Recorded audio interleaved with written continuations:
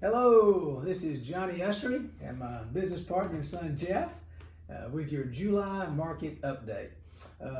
Jeff, I'm going to lead off here with some interesting data. Sure. This was, people ask, the question we always get asked, how's the market? What's going on in the market? Well, Jeff and I spent a lot of time studying the numbers, and it's really interesting. This is a local community I want to identify, but if you look at all the properties in this that have sold in the last 6 months, the average time days on market of sold properties is 34 days. Yeah. Not bad, a month, okay? Then we look at under contract, which means, of course, these, we know what they were listed at, they're now under contract, but we won't know the sales price until it closes. Well, these homes averaged days on market 52 days. So we've gone from 34 days to 52 days, and now what's for sale in this community, and now the average day on market is 67 days. So we almost double from the ones that were sold, because ones that were sold went under contract 4, 5, or 6 months ago. Yeah. And that's why, but they're showing up now as closed. Active, these folks are still trying to find where the market is. So from a perspective of just looking at the numbers, this will indicate there is a shift in the market. But in addition to that, you worked with some great buyers this past week. Why don't you share some of that with us? I have. So the buyers see these numbers too because they have a lot of tools at their disposal. They have Realtor.com, They have Zillow. They do a lot of research.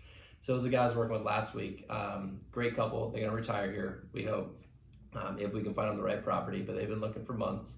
And he's an engineer type, so he likes to run the numbers. And he's right. When he runs these numbers, he's spot on. He knows his price per square foot. He knows when the home was built. He knows the other comps too. A lot of times they rely on us to run those numbers for them, and we will because we represent them in that case. He made an offer on a home that he felt was overpriced, and I couldn't prove him otherwise. He was correct, and he saw these numbers as well, that the market was shifting a little bit, slowing down a touch, and the prices are still holding steady. But in some cases, in this case, they were too aggressive in their price.